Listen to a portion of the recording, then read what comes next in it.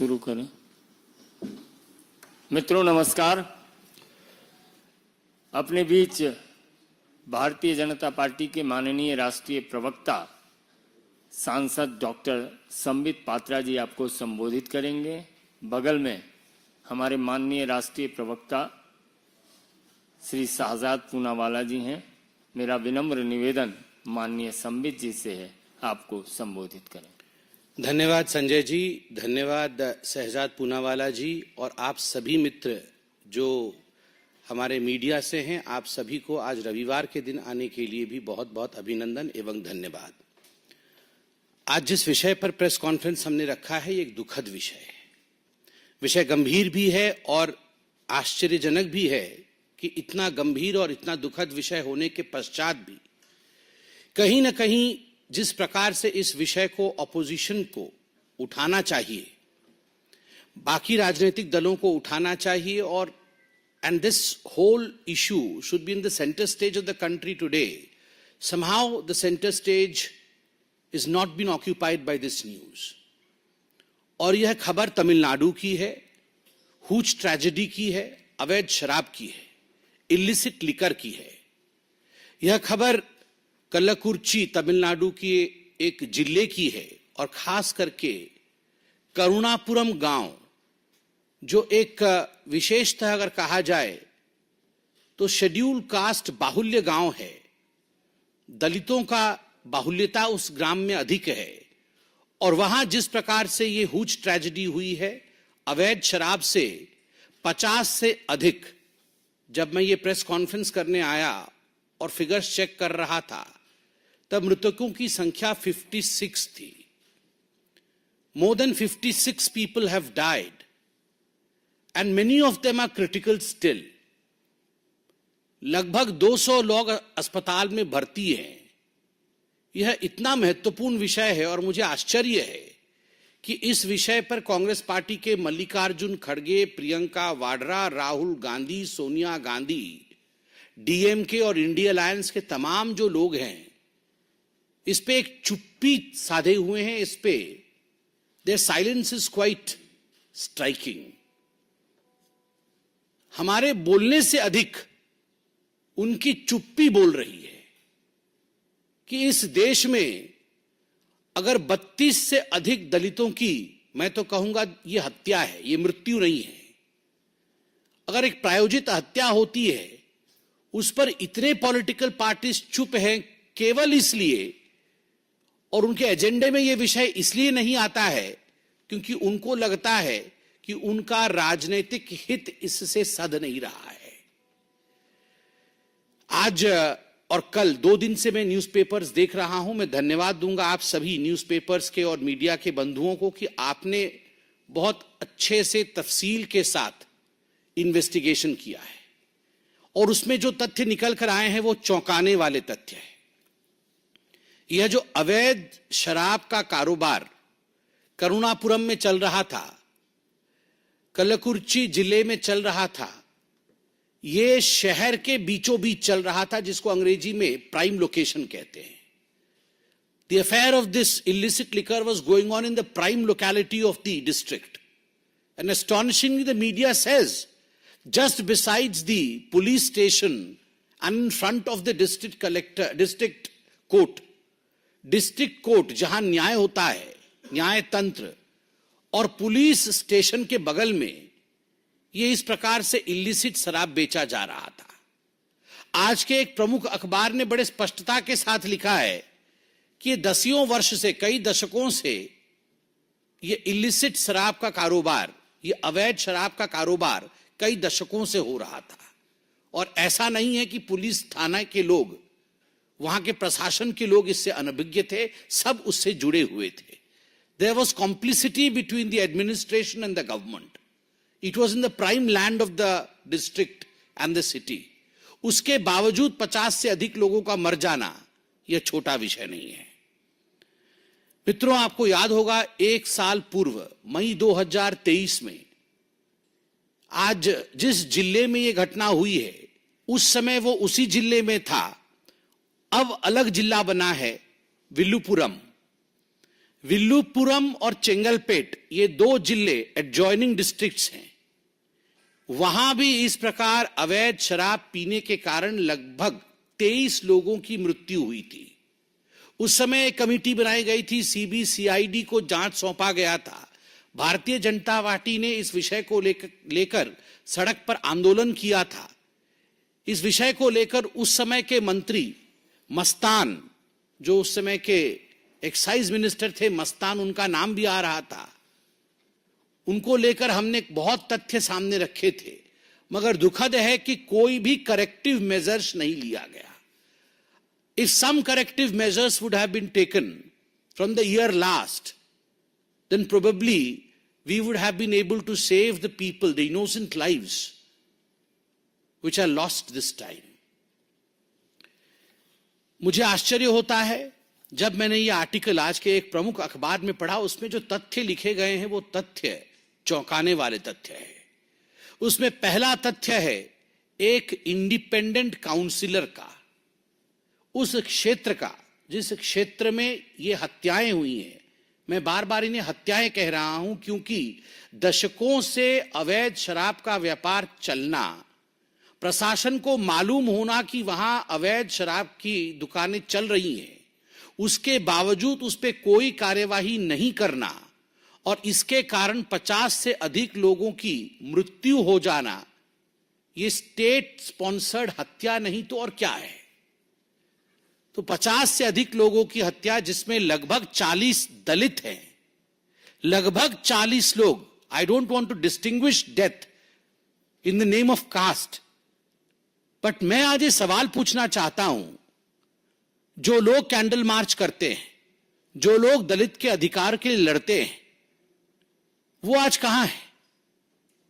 क्यों आज इन प्रश्नों पर वो चुप हैं कि आखिर लगभग 40 दलितों की जीवन के साथ खिलवाड़ क्यों किया गया? आज जो अखबार में तथ्य है उसमें बड़े स्पष्ट रूप से लिखा गया है कि जहां पर यह दुकान था वो एक बिजी स्ट्रीट है।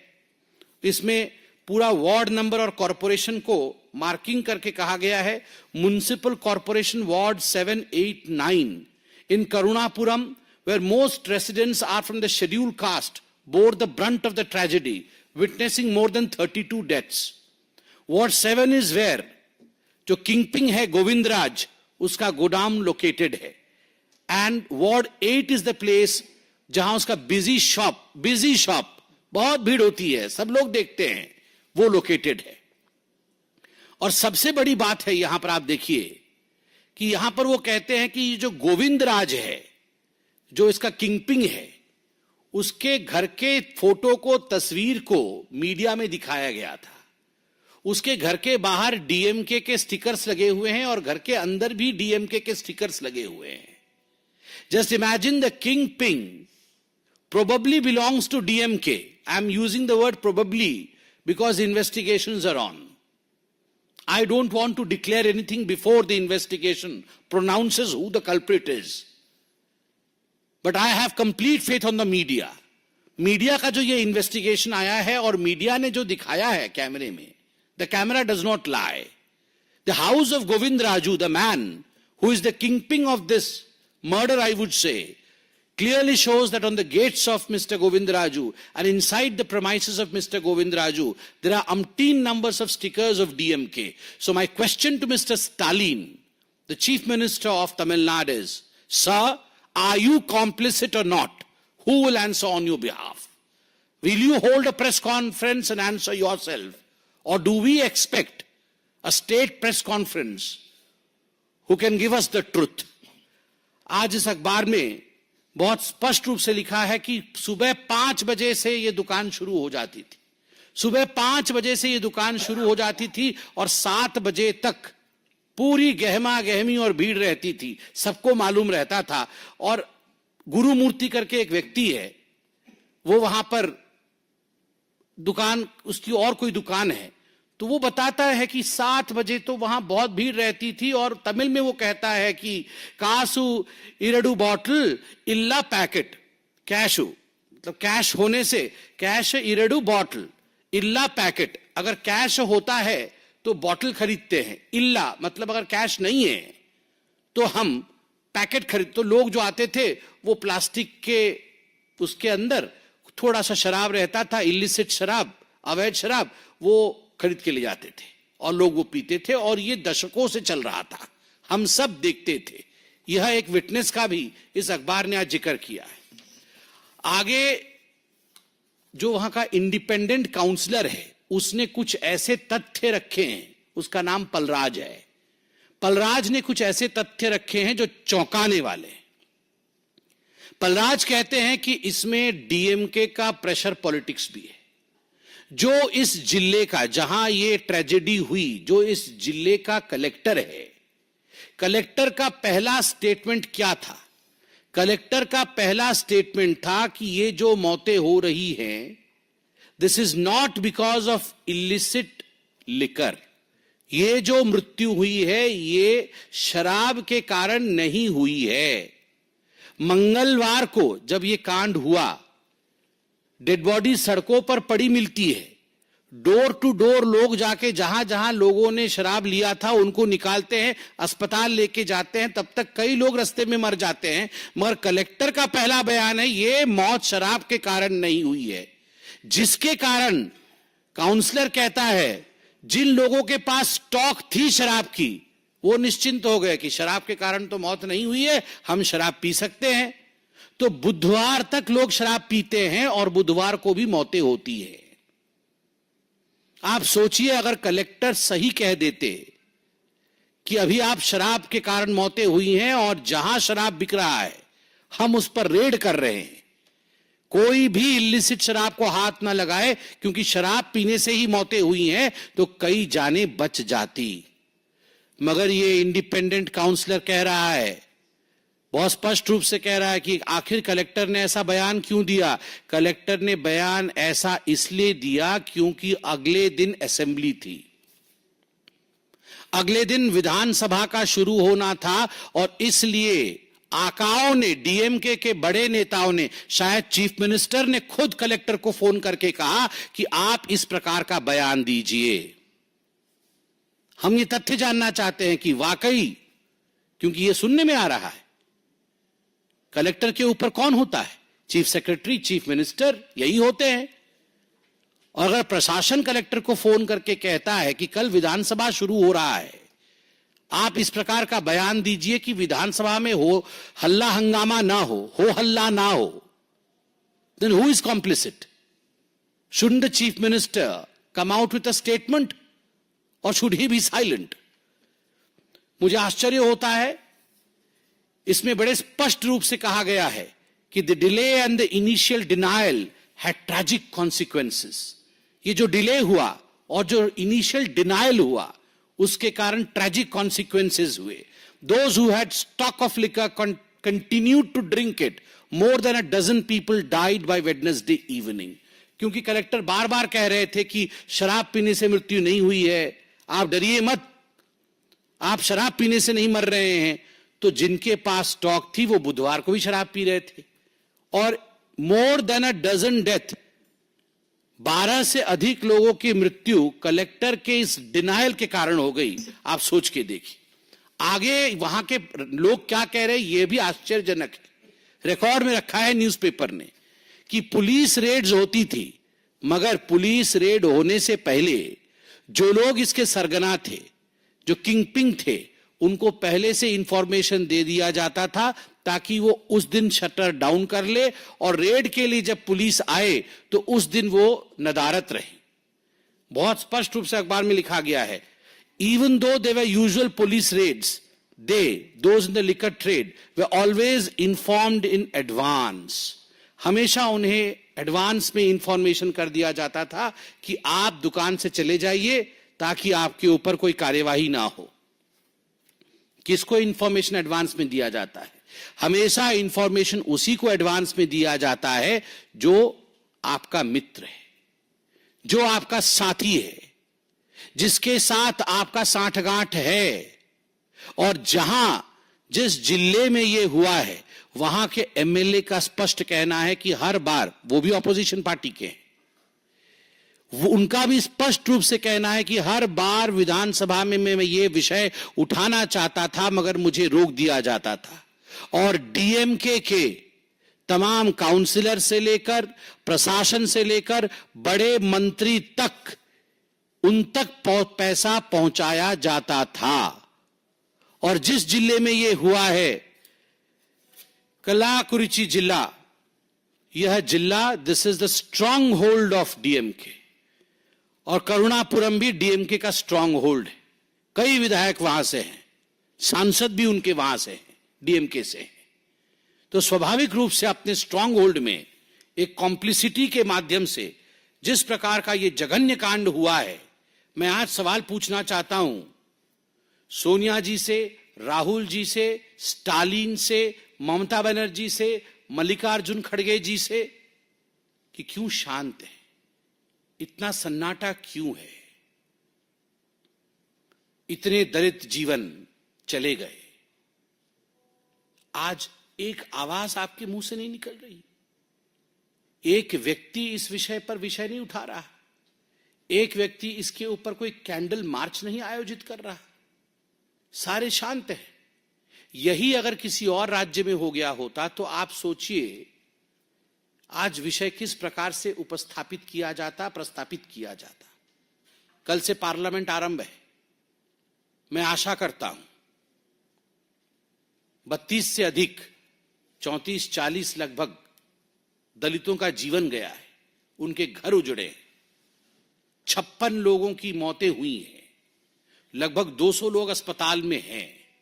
मैं आशा करता हूं इंडिया अलायंस के लोग कल महात्मा गांधी जी के प्रतिमा के नीचे अवश्य जाएंगे, अपने बाहों पे काला पट्टी लगा के जाएंगे, वहां मौन व्रत धारण करेंगे, और मौन व्रत धारण करते हुए महात्मा गांधी जो शराब, इलिसिट शराब और शराब के मौत के खिलाफ थे,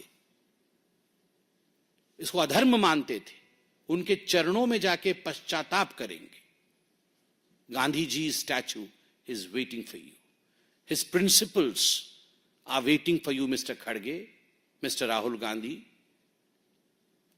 And I believe then when the parliament starts tomorrow, the black band around your forearm, arm or the wrist would be for the Dalits who have lost their life because of your incompetence.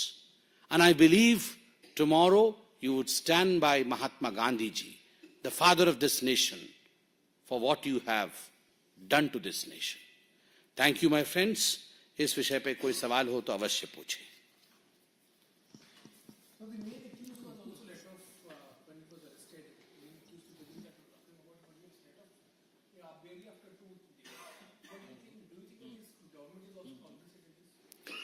Of course, the government is complicit in this, and that's the reason as to why we are holding a press conference. Look at the behavior of the Chief Minister. I'm astonished. When tragedy of such magnum has struck the state, the Chief Minister is absent. He is not gone to that area as of now. अभी तक माननीय मुख्यमंत्री मृतकों के घर गए नहीं, अभी तक माननीय मुख्यमंत्री अस्पताल गए नहीं। हो सकता है अभी गए हो, मुझे पता नहीं हो, मगर जब तक मैं प्रेस कॉन्फ्रेंस में आया था, मैं रिसर्च करके आया था कि माननीय मुख्यमंत्री वहां गए नहीं थे। So I'm astonished that the Honorable Chief Minister of Tamil Nadu, Mr. Stalin from DMK, has not gone and visited the bereaved family. He has not gone to the area, not gone to the district where this huge tragedy has taken place. And we vehemently say, we say with clear conscience that yes, it's a case of complicity between the administration of Tamil Nadu, between the government of Tamil Nadu, and the people who are responsible for this grave tragedy, people who are responsible for the lives of 56 people. Yes, the collector's denial that the deaths were not due to alcohol, spurious alcohol, resulted in people still continuing to consume the alcohol, which led to further deaths. So yes, it's a clear case of complicity.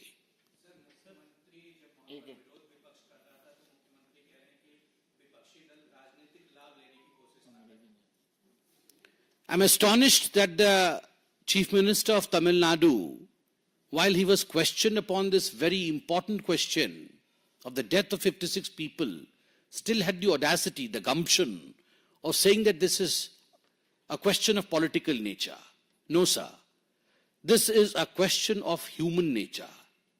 Death of 56 people, and still the Chief Minister not answering questions, still the Chief Minister trying to circumvent, only means that he does not have the human touch. I'm astonished that more than 32 Dalits have died. What is the ideology of DMK party, I would like to know? Doesn't Dalit life matters for the DMK? Would they not stand for justice for the Dalits who have died in Karunapuram village in Tamil Nadu?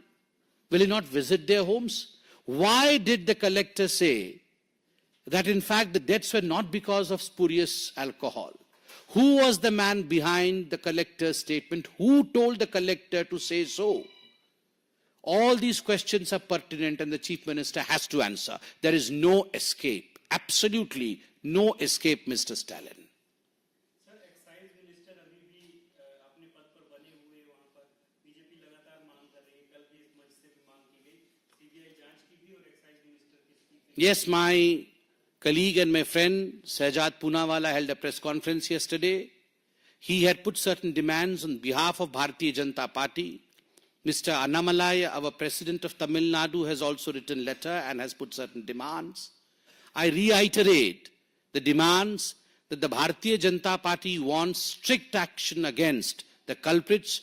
We want a CBI investigation so that the truth comes out in open. And yes, we want the resignation of Sri Muthuswamy ji, who is the Prohibition and the Excise Minister of Tamil Nadu. And remember one thing, Thiru Muthuswamy ji is one of the closest aides of Mr. Stalin, the Chief Minister of Tamil Nadu. नहीं, इसी विषय से जुड़ा हुआ कोई मुद्दा है तो ठीक है। हाँ?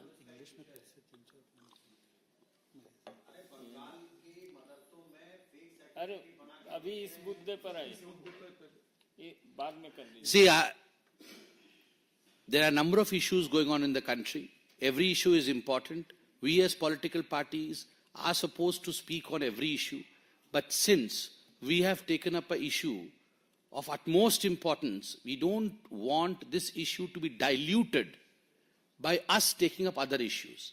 That does not mean we will not speak on other issues. There are other spokespersons, and we have allocated time hereafter when the other spokespersons would be speaking on other issues of importance. Every issue is important, you will get your answer to every question. this issue in the parliament because you said that the opposition parties should go to Mahatma Gandhi statue and they should ask for forgiveness. Will BJP raise this question in the parliament somewhere? Because when the opposition raised this in the Tamil Nadu assembly, the opposition leaders were shunted out, they were marshaled out. But will you raise this in parliament?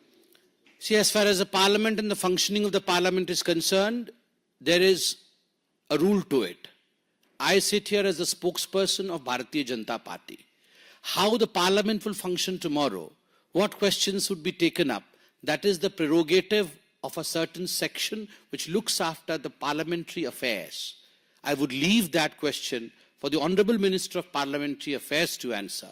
I, as a spokesperson, would limit myself to party. And of course, this is an issue of great importance, not only for the parliament, but for everyone on every street of India, where India has lost 56 innocent lives just because DMK and certain political parties and their leaders are complicit with people who manufacture spurious liquor. बहुत बहुत धन्यवाद। चलिए चलिए चलिए।